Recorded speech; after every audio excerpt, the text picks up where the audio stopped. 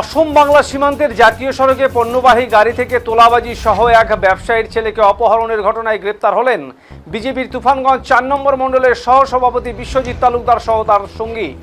গ্রেপ্তার করে বক্সিরহাট থানার পুলিশ। ধৃতকে আজ স্বাস্থ্য পরীক্ষা করার পর তুফানগঞ্জ দায়রা আদালতে পেশ করা হয়। পরিবারের অভিযোগ, ভাঙাপাকড়ি ও নাজিরাম দেউতিখাতা এলাকা থেকে রাতে বিশ্বজিৎ তালুকদার সহ তার সঙ্গীরা এই ব্যবসায়ীর ছেলেকে অপহরণ করে তুলে নিয়ে যায়। পরে পুলিশের তৎপরতায় রামপুর এলাকা থেকে ওই যুবককে উদ্ধার করে পুলিশ বলে দাবি পরিবারের। এরপর গতকাল ওই ব্যবসায়ীর পরিবারের পক্ষ থেকে বক্সিরহাট থানায় লিখিত অভিযোগ দায়ের করেন এই ব্যবসায়ী। অভিযোগ উঠেছে, অসম বাংলা সীমান্তে জাতীয় সড়ক দিয়ে চলাচলকারী মুরগি, সুপারি, পাথর বোঝাই ডাম্পার, মাছের গাড়ি সহ বিভিন্ন পণ্যবাহী যানবাহন থেকে টাকা তোলা হতো।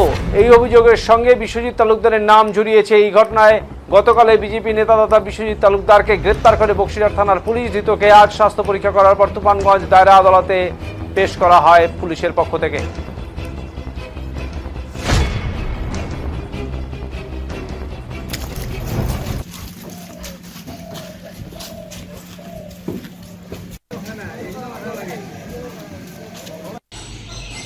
বিষয়টা হচ্ছে কি, তুফানগঞ্জ ৯ নং বিধানসভার ৪ নং মণ্ডলের বিশ্বজিৎ তালুকদার সহসভাপতি পদে রয়েছেন। উনি প্রতিদিন এই যে পণ্যবাহী গাড়ি থেকে মাছ, পোলট্রি, সুপারি এবং মহিষের গাড়ি যেভাবে যায়, প্রতিনিয়ত উনি তোলাবাজি শুরু করে দিয়েছে। এবং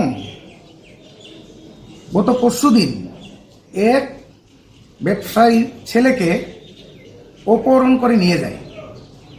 সে একদম গ্রামের রাস্তা হয়ে কোথাও জালদোয়া ঘাটের এখানে তাকে ছেলেটাকে উদ্ধার করে নিয়ে আসা হয়।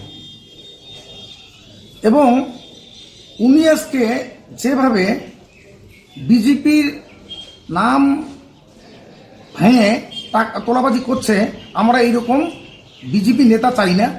তার উপযুক্ত আমরা শাস্তি চাই। এবং